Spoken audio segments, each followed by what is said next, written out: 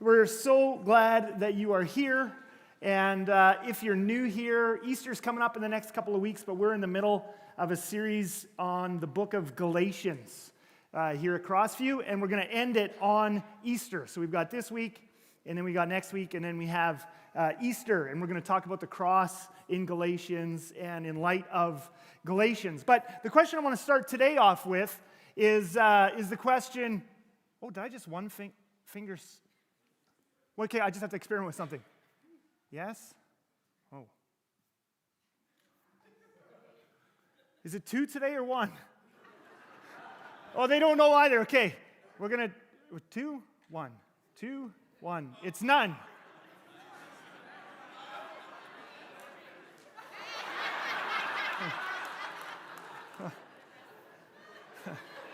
Gee.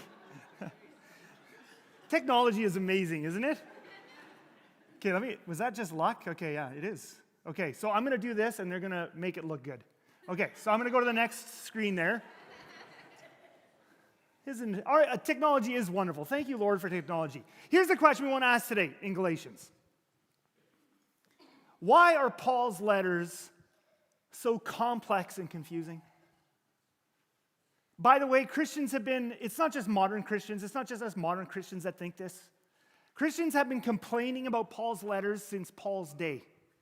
Peter actually talks about it. I can show you a verse. We don't have time to go there right now, but Peter actually talks about it in the New Testament itself. He says, many people have a hard time with Paul's letters because he talks about things that are hard to understand. Paul's letters are hard to understand, and even the people who were getting them had a hard time understanding them, never mind us living in a radically different culture 2,000 years later.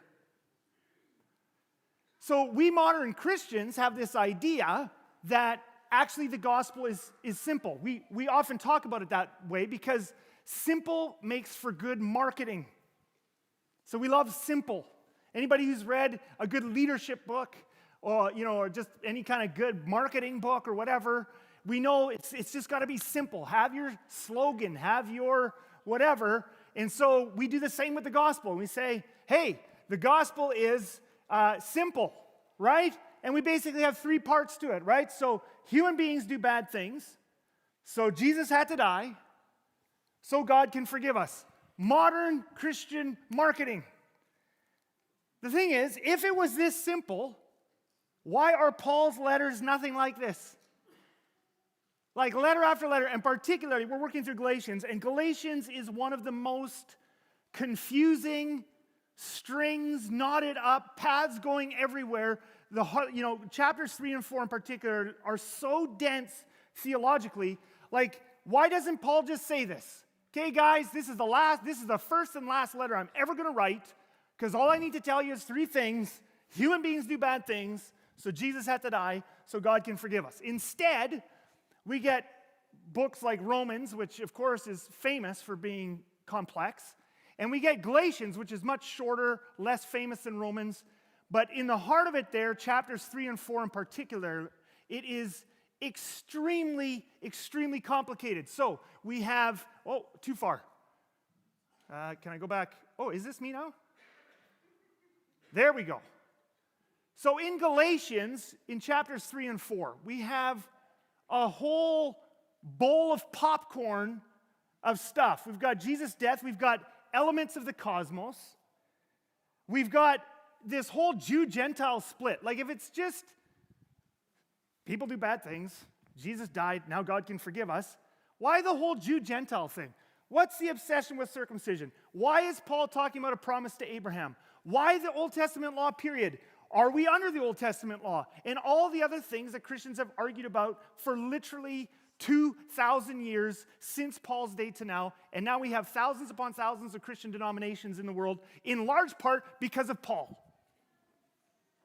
Because you can interpret his letters in a wide variety of ways. So I have a very ambitious goal today. And for those of you who are on the devotional email list, this whole sermon today is going to set you up for something. I'm going to put the key visuals from this sermon into the devotionals, and I'm going to walk you through, verse by verse, Galatians chapter 3 and 4 this week. But in the devotional. So if you're getting that, you're going to really go through those two chapters, and we're going to explain a lot of this stuff. But today, my ambitious goal is I want to show you the backbone, a relatively simple backbone, a story that is in Paul's mind as he's writing the book of Galatians, as he's writing the book of Romans. Now, particularly, we're talking about Galatians, but as he's writing these complicated letters, it's like, you see these dinosaur skeletons in museums, and there's tons of bones. I mean, the skeletons themselves are incredibly complex. But the key part is once you have the backbone, then you can hang the ribs off that, and you can attach the legs and the tail and all this sort of stuff. Once you have the backbone, you can then now you have the tool, you have the understanding that can take you through these complex letters and have it actually all fall into place. So my ambition today is to show you the backbone behind all this stuff. And I've been leading up to this over the last couple of weeks. And if you can just remember this simple backbone, I'm going to show you a visual at the end of this sermon. It's going to help you, hopefully for the rest of your lives, as you read Paul's letters, all right? And so it all starts with the problem as Paul sees it with the human race. And we talked about this, at some extent last week. And the problem is this, okay? So the problem is the human race is enslaved.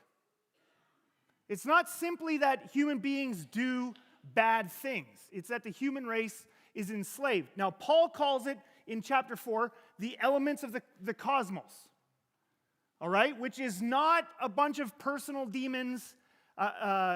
Demons, that's a whole separate thing. But when Paul talks about elements of the cosmos, he's not talking about a bunch of personal demons who are making you do bad things. That each person has a couple of demons that are tapping them on the shoulder. You know the old cartoon, you got a demon on one shoulder, you got an angel on the other, and the demon's making you do bad things. That is not, when Paul talks about the elements of the cosmos, we talked about this last week, he's talking about the brokenness of the elements of the universe itself, inside of us and outside of us. So he's talking about, next one, there we go, inside of us, and we looked at this in depth, mental health, brain structures, ignorance, anger, trauma, anxiety, outside of us, stress, abuse, neglect, parent modeling, social pressures, poverty, addiction, and on and on and on and on. There's these things like all around us, and we could put dozens and dozens more, this crushing pressure of brokenness. It's not just that I just made a bad choice. I could make a good choice, I could make a bad choice, and I made a bad choice. That's not why human beings sin. There's this pervading brokenness inside and outside of us that warps us in our ability to make good choices. And so all of humanity is enslaved to this, and the result is we have sin and death and destruction. It's not just simple bad choices. It's not just sin in this sense of we do bad things. So this is really important for Paul. This is the elements of the cosmos. This is the slavery, all right? So next thing here, Paul, and this is what you have to understand for Galatians in particular. You're going to notice as you read through Galatians, Paul keeps talking about this promise to Abraham. What does that have to do with anything? Like, we have this simple story in our minds. Humans do bad things. Jesus had to die so God can forgive us. And again, which doesn't even answer the question, why would someone have to die in order to have forgiveness? But that's our kind of simple three-step thing. Well, why does Paul, throughout chapter 3 and 4 of Galatians and throughout the book of Romans, he keeps talking about this promise to Abraham? So what is this promise to Abraham? All right, so here is a key cornerstone of all Paul's theology, Galatians and all his letters in the New Testament. And it goes back to Genesis 12. God made a very important promise, okay, to Abraham specifically. So let's read it. And this is in Paul's everywhere where he is writing in the book of Galatians. And so here, we're going back to Genesis 12. So it says this: God, that's God speaking, will make you, that's Abraham, into a great nation, and I will bless you. I will make your name great, and you will be a blessing. Okay? Verse 3, I will bless those who bless you, and whoever curses you, I will curse. And all peoples, now this is really important, all peoples. Which peoples? All. Okay, this is important. All peoples on earth will be blessed through you. All right?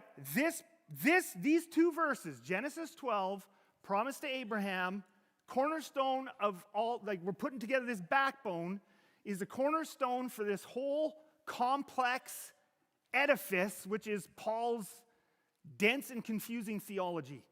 This is a huge part of the backbone to the whole edifice of his theology. So human beings are enslaved, all right? So here's the problem. Human beings enslaved to the elements of the cosmos. We're broken inside. The universe itself is broken, and it warps our choices, and sin and death and suffering and war and disease is all the result of this brokenness. All right? God sees this brokenness, and he gives a promise to Abraham and says, I'm going to bless all the peoples. Now, by the way, does Abraham have any idea what this promise is pointing to? And the answer is no, 0. All the peoples will be blessed on earth through you is a very vague promise, is it not? Now, we look back because of who? Paul. Because of Paul.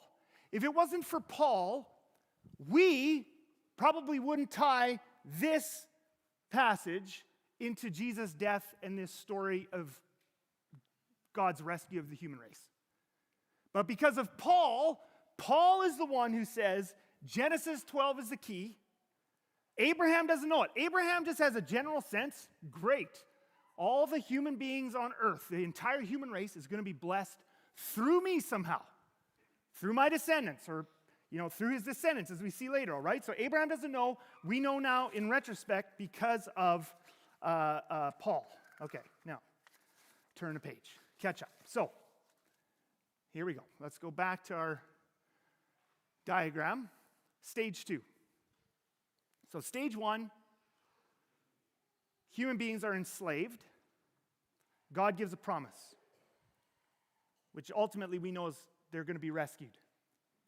Now there's a stage 2, which seems to have nothing to do with anything.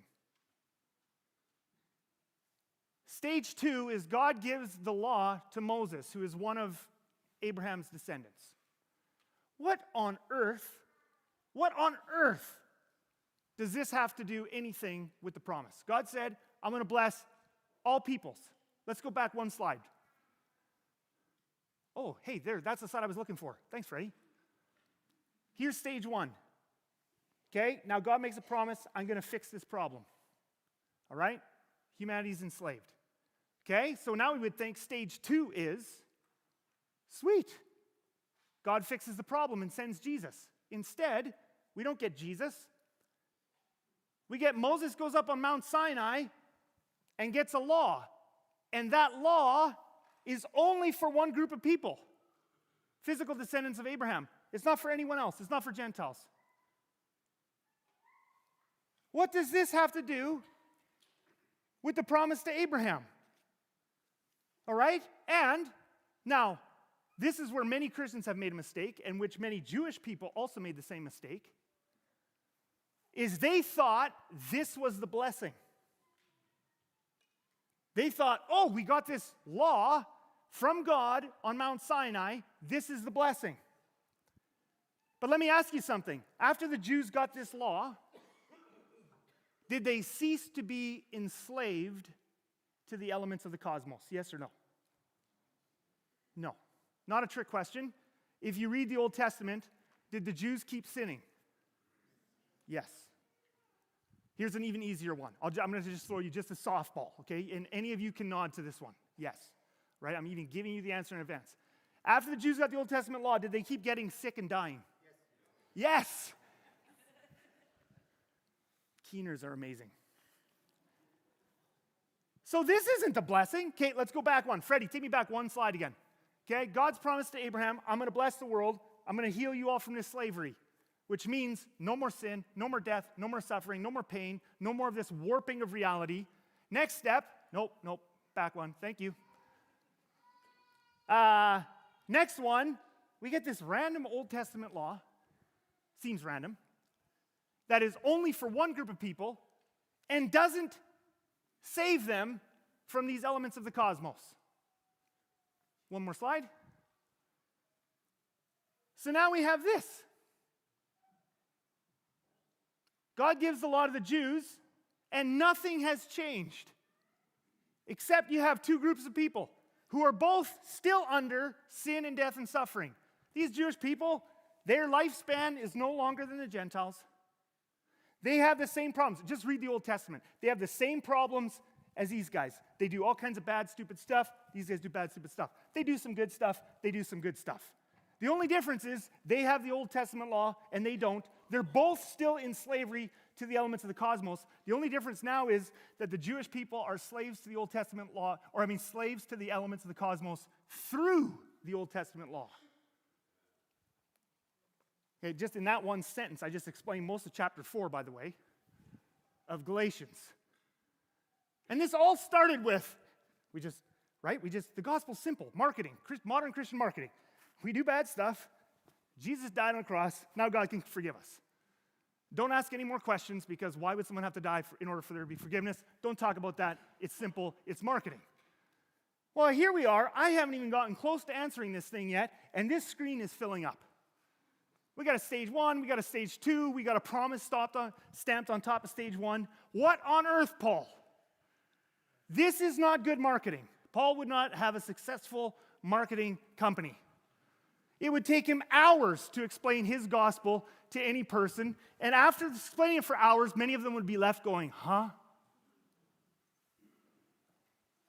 All right, so what is the actual result of this? The result of the Old Testament law is not that there's less death, less sin, or less suffering.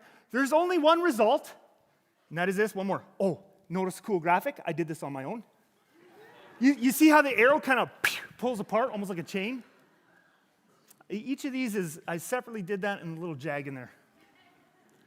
PowerPoint, I feel like I graduated to yellow belt in PowerPoint this week, but. Okay, so the only thing, the Old Testament law does not save anyone from these elements, does not save people from sin or death and suffering. The Old Testament law does one thing: it splits humanity into two parts. That's all it does. It splits them in two. Now you got Jews, now you have Gentiles. Originally, God just gave a promise to Abraham: I'm going to bless all people. He didn't talk about, I'm going to turn some of your descendants into a unique nation and have everybody else in the world separate and blah, blah, blah, blah. This is what the law does. Now, a little bit of a side, a little bit of rabbit trail, which is going to tie back into this. You see these two words here, set apart? Do you know what the word holy means in the Bible? Because the word holy gets used all the time. And Christians, we use the word holy all the time. And when we use the word holy, we almost always think about good behavior. So someone who has bad behavior is not holy. Someone who is only doing good behavior is holy. Do you know what the word holy actually means? It means set apart. Let me show you this. Freddie, you are a genius and I love you. Holy means set apart. Here's Leviticus 20, verse 26. God says this through Moses: you, the Jewish people, are to be holy. Now, in the next line, don't put it up. Yeah, okay. I guess fine. Wait, just watch for this. When I do this, you do that. You are to be holy. Now, okay, you are to have good behavior. Well, of course, God does want them to have good behavior, and certainly the word has come to also include good behavior. I'm not denying that. Good behavior is part of holiness. But look what he says next. You are to be holy to me. Okay, wait a minute. Now let's just plug in right actions or good behavior in here. You, the Jewish people, are to be right actions to me. Does that make any sense? You, the Jewish people, are to be good behavior to me. That's not what holy means. Holy means to be holy to me because I, the Lord, am holy, and have what? Let's all read this together. 1, 2, 3. Set you apart from the nations to be my own. Remember that picture I showed you of the Old Testament law? And the one thing it accomplished, it didn't save anyone from death. It didn't save anyone from sin. It didn't save anyone from the messed up stuff that happens in our brains that warps us and we make bad decisions and crazy stuff we do. It did one thing. It split up the human race into two, Jew and Gentile. Because God wanted to set apart this little group of people. But wait a minute, is God a racist? Obviously not. Why would God want to make these people Set apart. Here's where just have to stop for a second because I have to stop on this point for a second because I want to drive something home. We've been looking at this the entire time as we go through Galatians, but I'm gonna put it to you now in a way that you will never forget. Even if you don't like it or disagree with me or Paul or whatever, you won't forget it. So I'm going to say it this way first. Old Testament laws were for ancient Israel only because it was about setting them apart. When Moses went up on Mount Sinai and came down, he made a covenant. He made a covenant with who? The entire human race? No. With the Jewish people. It was a one-time thing. God has never made a covenant with another nation of people.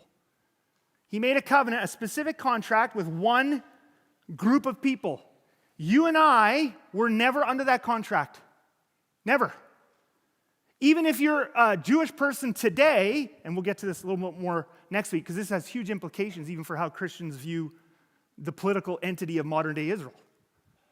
And I'm going to have a point about that next week, because it just has implications for all kinds of things. But God did not make a contract with the entire human race. God never said to the Egyptians, you have to keep the Sabbath. God never said to the Assyrians, you have to get circumcised. God never said to, the Sumerians or the Hittites or the Amorites or the Amalekites, you can't wear two types of, material in your clothing. All of that stuff was for one group of people. You and I have never had a contract with God. And we're never under the Old Testament contract of God. Now, it gets confusing for us because we have the contract that God made with one group of people in the past in our Bibles, which makes us think it was for us. And then that scares us when a pastor preaches on Galatians and says, you were never under the old covenant, by the way. And then our next question is, but wait a minute, does that mean, and we've alluded to this in this series, does that mean that murder and adultery and stealing don't matter? Because don't murder and don't steal and don't commit adultery are in the Bible. So if I'm saying we weren't under this contract, well, that must mean these things are okay. So I just have to, this actually has nothing to do with the message today, but I have to rabbit trail here because some people are so scared of this, they can't hear the rest of what's actually going on.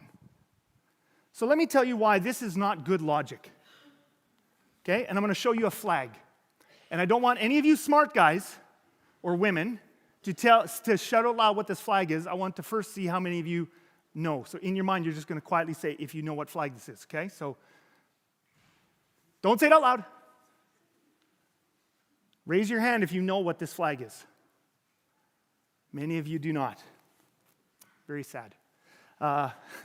You didn't learn anything in geography. This is the flag of Norway. Ken, can you confirm? Ken is the flag master. He's a black belt, 3rd degree in flags of the world. Literally. This is the flag of Norway, the country of Norway. All right? Write it down. Draw a picture in your notes, and you'll have it there. Now, I want to ask you one question. Well, I won't even put in a question. Well, I'll put in a question for him. Does Norway have laws about murder and stealing? Just so you know they do. I looked it up this week. I have it in the footnotes here if anybody wants to look. They actually have very interesting laws against murder. So murder can get you up to 21 years, which a lot of Canadians would say, oh, look at those Scandinavian countries, they're so easy on crime. Here's the interesting twist in Norway. Let's say you get 21 years in prison for murder in Norway. And at the end of the 21 years, they think you're still a danger to reoffend. You know what they can do? They can keep lengthening your sentence year after year after year after year as long as they think you're a danger to reoffend. So they have strict laws against murder. I think that's an interesting concept. All right, now, question. Are any of us here under the laws of Norway? Are we? Are you saying murder and adultery and stealing are okay? Well, Norway says murder's bad. You just said we're not under the laws of Norway. Therefore, I must be saying murder's okay. Bad logic. I saw someone just cover their face just now. Let me tell you, I want you to remember this flag, and I want you to remember what I put up here next. We are under the laws of Norway just as much as we are under the laws of ancient Israel. In fact, I would prefer to be under the laws of Norway. Because there is some crazy stuff, as I've shown you in this series, in the laws of ancient Israel. About slavery and yada, yada, yada, yada, and beating your kids and all that stuff. That's all there. You and I, as a modern-day human being, as a non-Jewish person, as a Christian, whatever, are just as much under the laws of ancient Israel as you are under the laws of Norway. Now, right away then, this is where a whole bunch of people, again, here's the freak out, then that means we don't know the difference between right and wrong. So I'll just carry this rabbit trail out 5 minutes longer. Just follow me.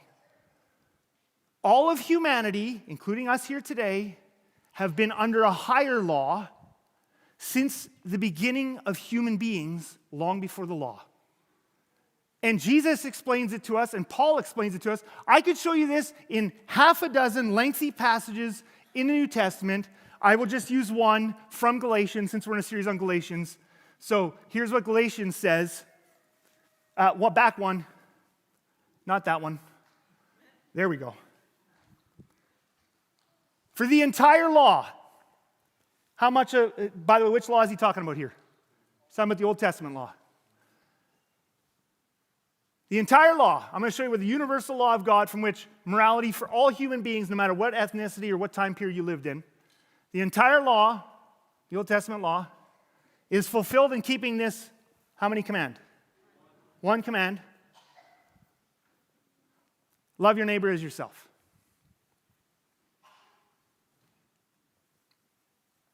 This law is the law from which all other morality is defined. Why is murder wrong? Because it's not loving. Why is stealing wrong? Because it's not loving. There we go, okay. Why is lying wrong? Why is adultery wrong? Why? It's not loving. Now, here's where some modern Christians will come in because they don't like this. Because it's like, well, that's too wishy-washy. Well, first of all, your disagreement is not with me. It's with the guy who wrote Galatians. Name's Apostle Paul. Send him an email, apostlepaul@gmail.com. He's the one that says it all boils down to this. But I know there's this movement among some modern Christians, it's too wishy-washy. You can define love however you want. Actually, you can't. The Bible clearly defines what love is.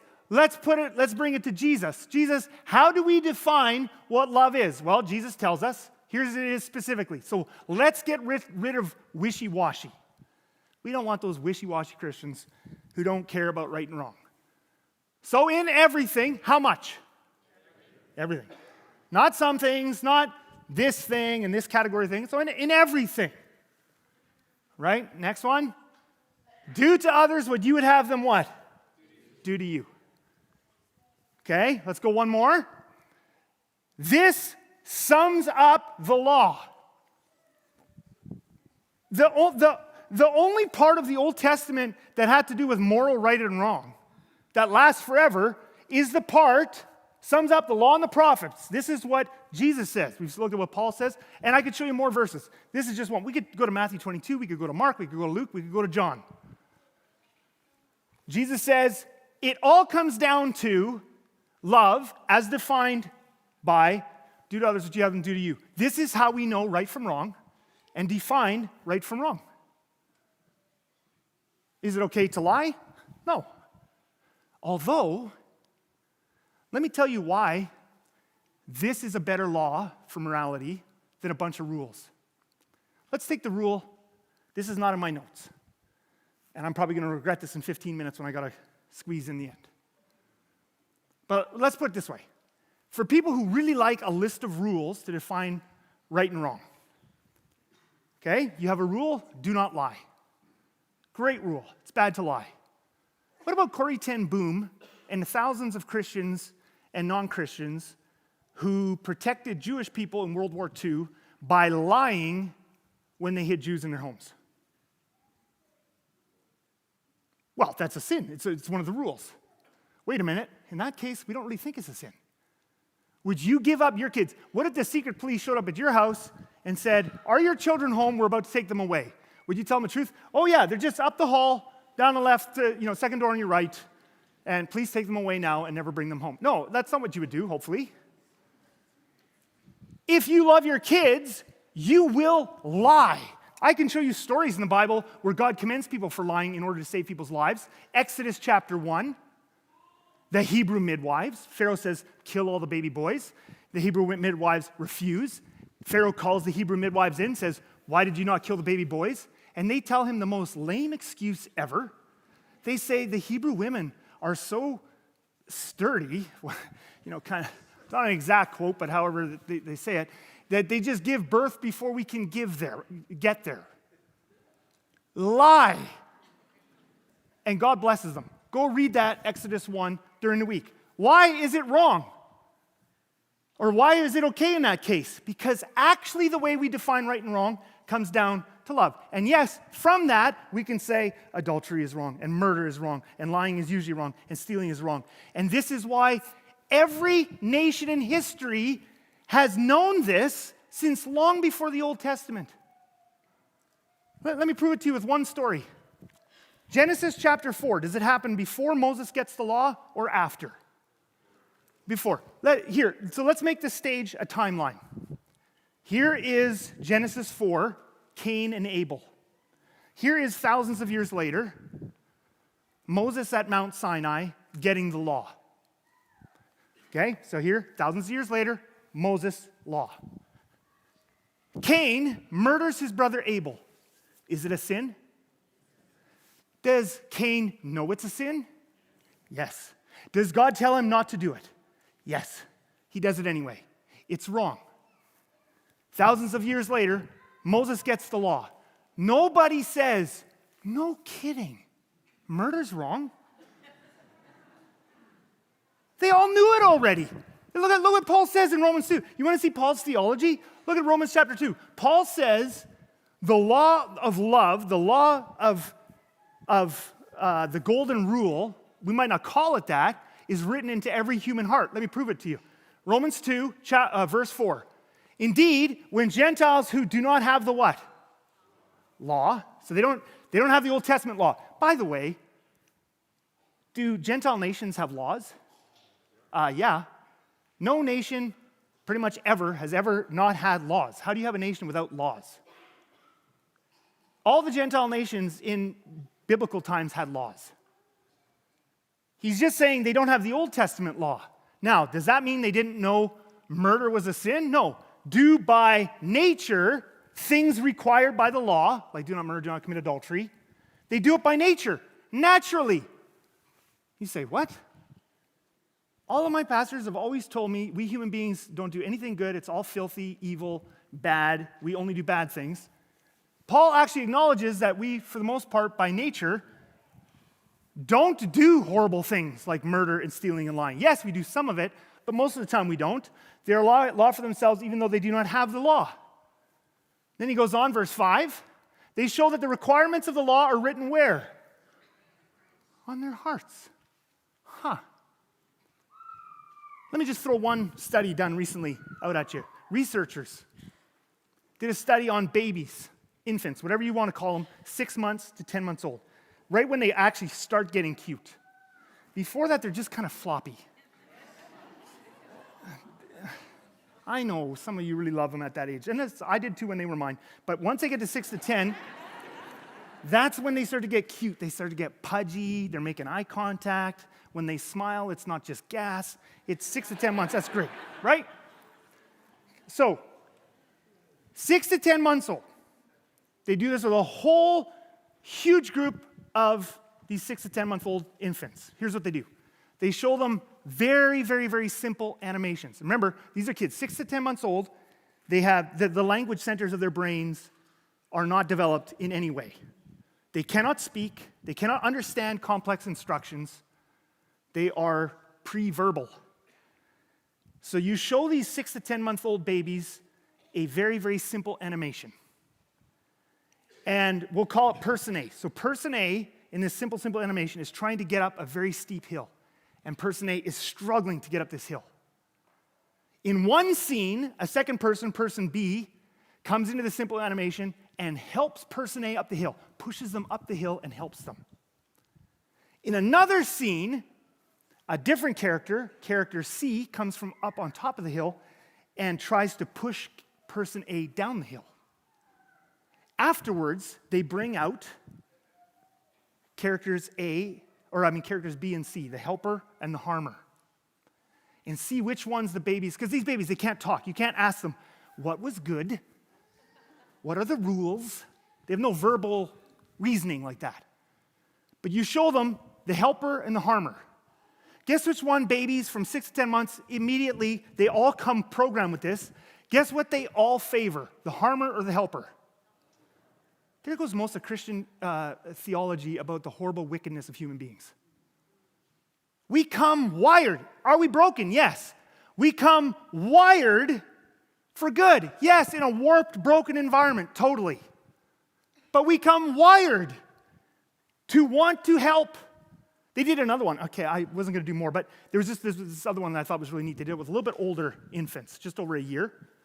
And they would have them watch an adult who would then pretend that they couldn't do something. Like maybe they're holding a pile of books in one arm, and they try to open a cupboard, do some simple task, but they can't do it. And they watch these babies, and there was no reward. There could be no reward. There could be no ask for help. The overwhelming number of babies who automatically, without understanding, without being asked, no reward given ever, they would repeat these things over and over again, who automatically reach out and try to help the adult with their task, is crazy.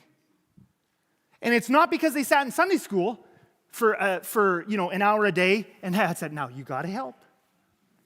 They came wired for it. Thank God.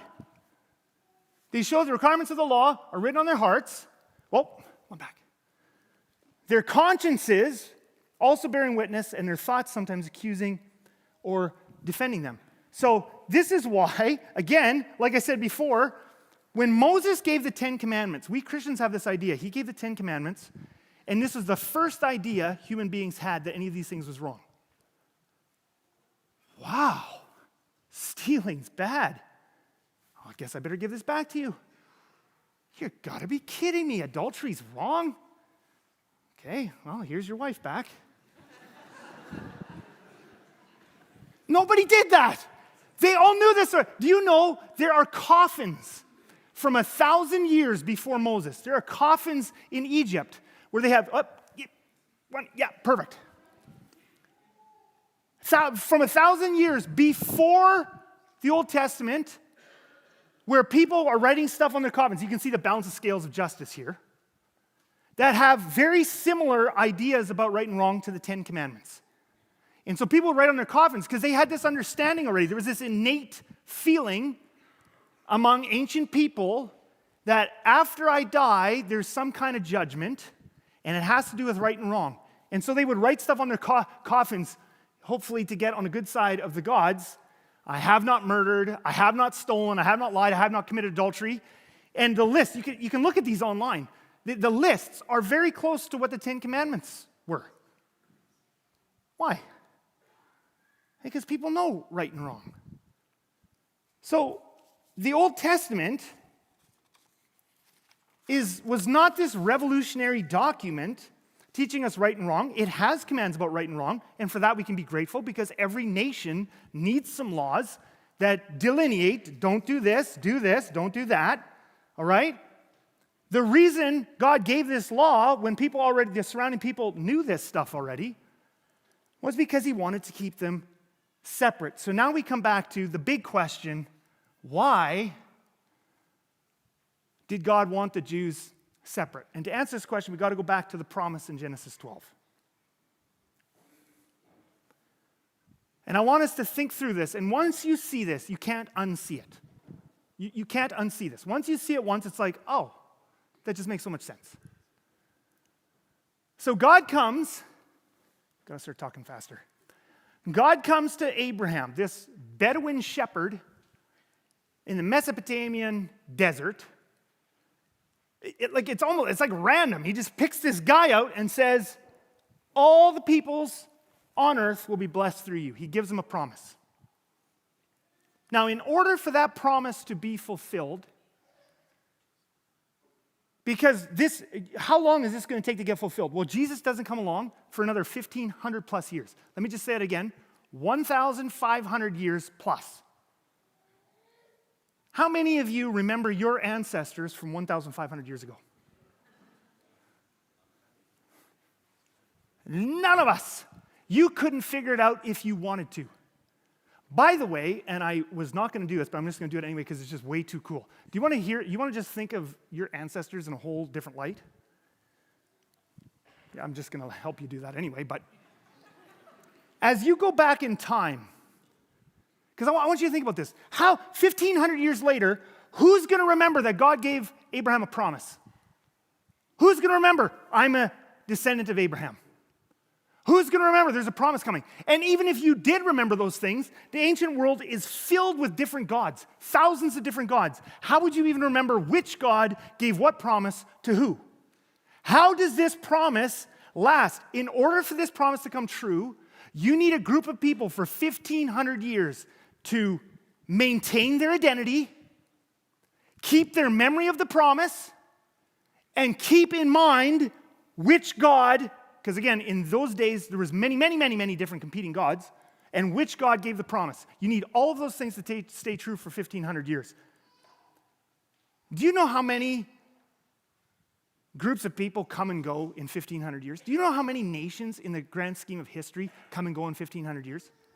I mean, just think of Canada. So our country is turning 159 this year. 159, that's it. Not 500, not 1,000, 159. That's just a little baby nation. Do you know how many nations? Whatever happened to the Prussians, the Visigoths, the Scythians, the Vandals, the Gauls, the Etruscans, the Amorites, the Hittites? The Mennonites are still here, right? The Amalekites. What happened to all these nations of people? You know what happened? Thousands of nations have come and gone. How does God give a promise to one guy? His descendants somehow remember it for 1,500 years. They don't melt into the surrounding nations. How does that happen? And then keep in mind this. How do you remember one ancestor? Okay, so I'm back to this little math thing. This is cool. I think some of you at least will think it's cool. As you go back in time, the number of your ancestors goes up or down? Up, very quickly. Like, I'm one human being. Obviously, to make a human being, I needed two other human beings, my parents. So I go one generation up, I have two ancestors. But for each of them to come into being, they each needed two parents. So if I go two generations back, I have four ancestors. But in order for them to come into existence, if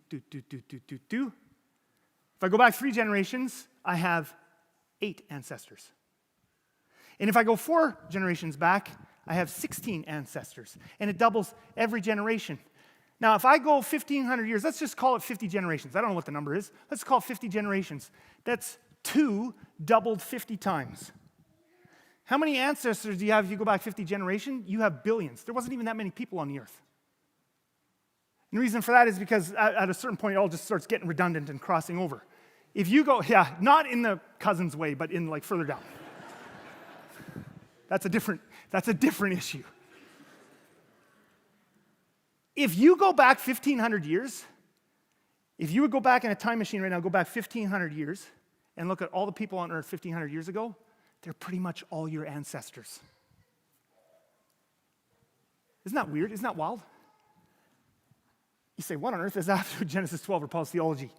How on earth do they remember Abraham? You're going to need 3 things. If you're going to give some guy a promise to bless the whole human race, and you're going to have to wait 1,500 years on that promise, you're going to have to do 3 things. You're going to need to make sure that those descendants take on some kind of an identity that they hang on to, which the best way to do that is to create a nation, because nations create histories, nations create stories, nations keep track of their histories. You got to create a nation.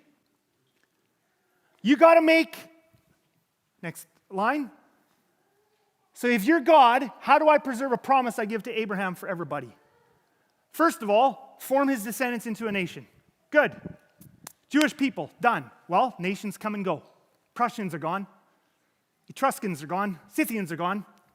We got to do something else too. And how are they going to remember? They just melt into the other nations. How are they going to remember which God? The other nations all worship different gods. Okay, we're going to have to sign a contract with that nation where you alone are that God. And you're going to have to make it super strict in that ancient world.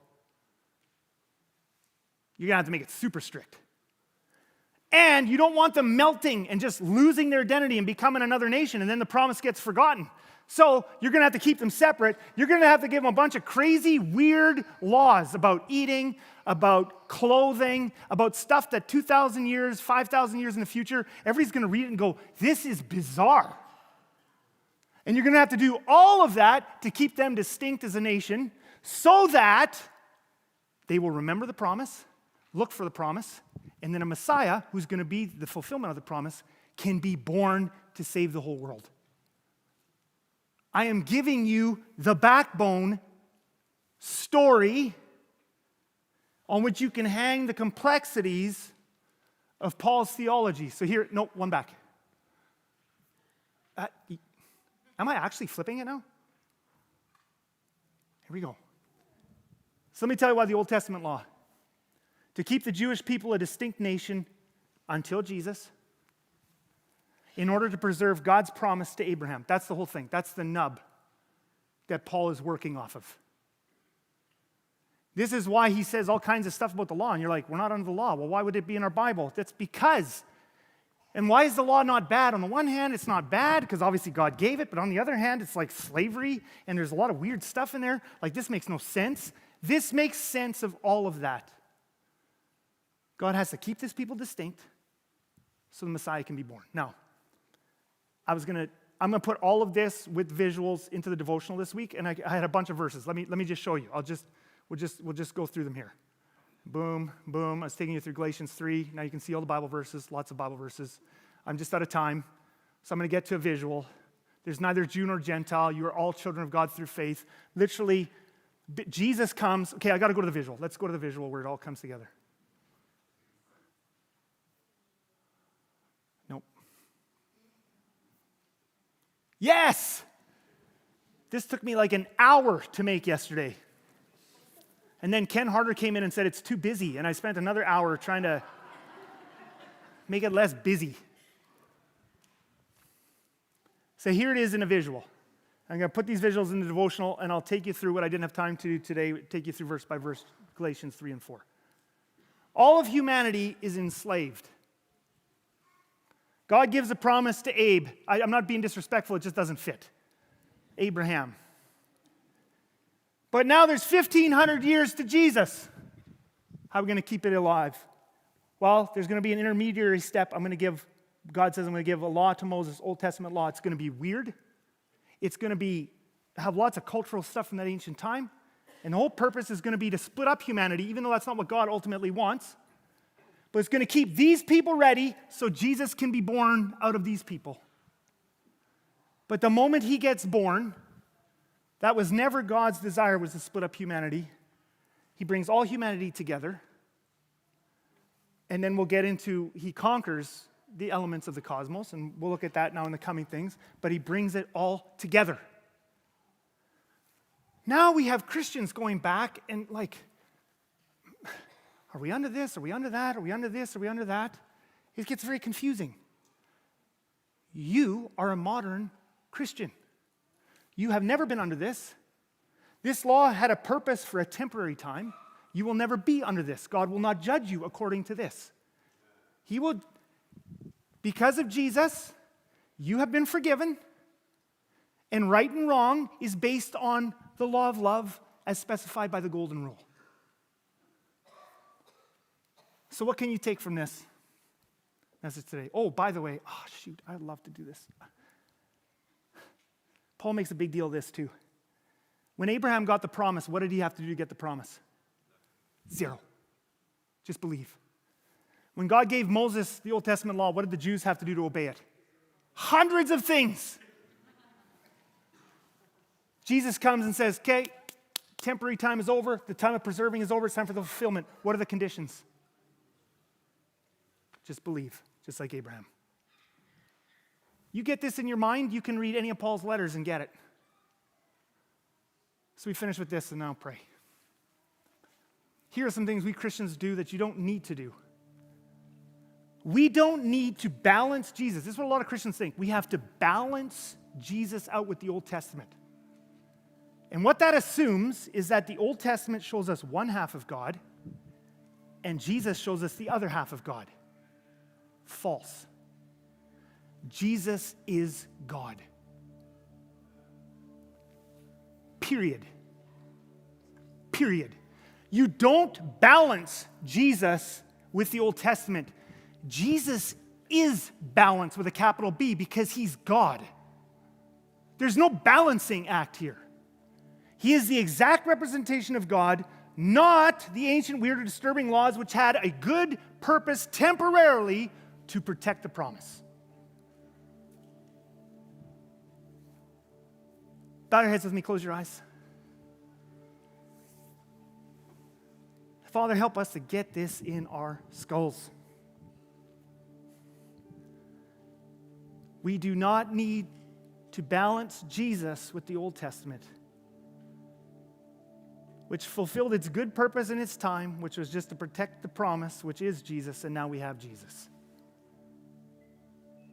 Take the load of shame and guilt off of us that many of us have because of wrong thinking about you and about Jesus and about the Old Testament. Thank you for your freedom and grace and love. In Jesus' name we pray, and all God's people said,